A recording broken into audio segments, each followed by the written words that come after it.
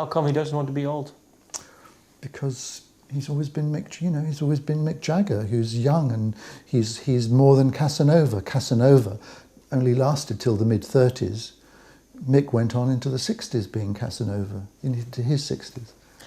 You said until his mid-60s. Now he isn't a Casanova anymore? Well, he's had a sort of stable relationship for about 9 or 10 years. He doesn't commit himself to Lorenz Scott, but they are seen around together more or less sort of all the time, without actually saying they're a couple.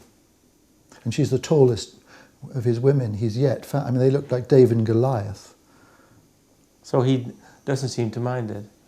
He doesn't seem to mind it because he's always picked out very tall women. And quite a few of them were stronger than him and used to beat him around as well. I mean, he hasn't been the dominant figure in the relationship. 2 or 3 of his girlfriends used to give him a wallop, as one of the band described it to me, if he got out of line. What does he think of this book? Well, I'd like to know, because the book is not the usual Mick Jagger book. It's not just a sort of Sears Roebuck catalogue of his girlfriends. It takes him very seriously as a musician, as a businessman. But his policy has always been to behave like British royalty, which is to rise above all press comment about him and not respond to it at all. And I'm fully prepared that he won't ever really respond to it. After you've written this book and you've done all this research, do you like him? It's pointless to write a biography of someone you hate. You know, Albert Goldman, the late Albert Goldman, used to do that, and they were horrible books. I think there's a lot in him to admire and a lot to like. Can you name a few? Yes. He's always said to be extremely mean with money, that kind of thing. And in fact, there are instances all through his career of him being very, very generous. He's always said to be very narcissistic and selfish, but there are instances in his career of him being extremely selfless, quite noble, kind, generous. The mythology says, for instance, that at the Altamont Festival, which is always described as a Rolling Stones concert, a spectator was knifed to death by Hell's Angels because Mick was playing Sympathy for the Devil, and that summoned up some kind of dark forces, and he deliberately waited till dark before doing that.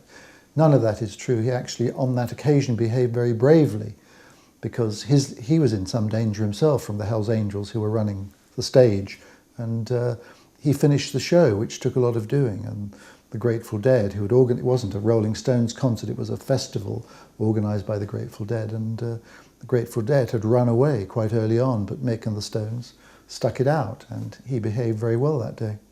So those are the elements that you admire and like. Are there certain things that you don't like about him? Yes, I mean, I think the voice is absurd. I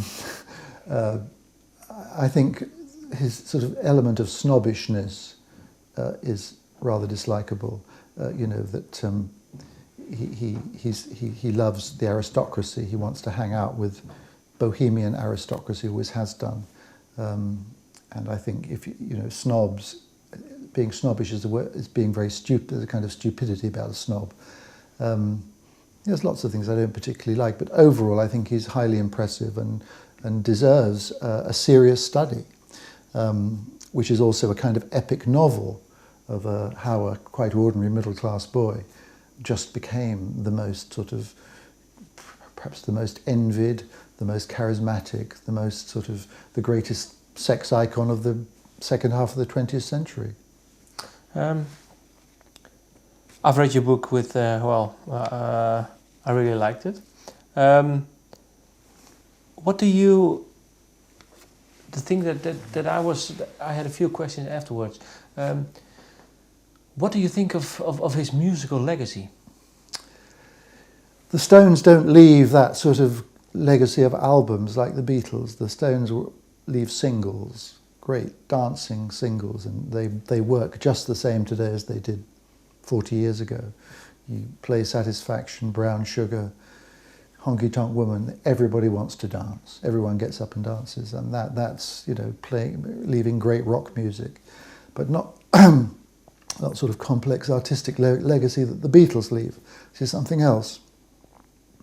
And the thing is that you said that his only masterpiece has been well, in your book you're writing is Sympathy For The Devil. Yeah. Why? It's not a song. It's always said to have had a sort of occult power. Nasty things happen when they play. That was the mythology. It's not. It's a literary song. It's about the somewhat sort of going on from the Russian writer Bulgakov's novel *The Master and Margarita*. It's about the interference of the devil in human affairs over the span of history and at different points in history, and the use of words and the economy with words. I mean, the whole sort of Nazi invasion of Russia and the Holocaust and everything gets into. He does it in 3 lines, really brilliantly. I don't think he's really come up to that sort of standard very often again. But it's not a song about Satanism, as people always thought. The song with the dark side is "Gimme Shelter," but it's Keith's song is quite a frightening song, not "Sympathy for the Devil."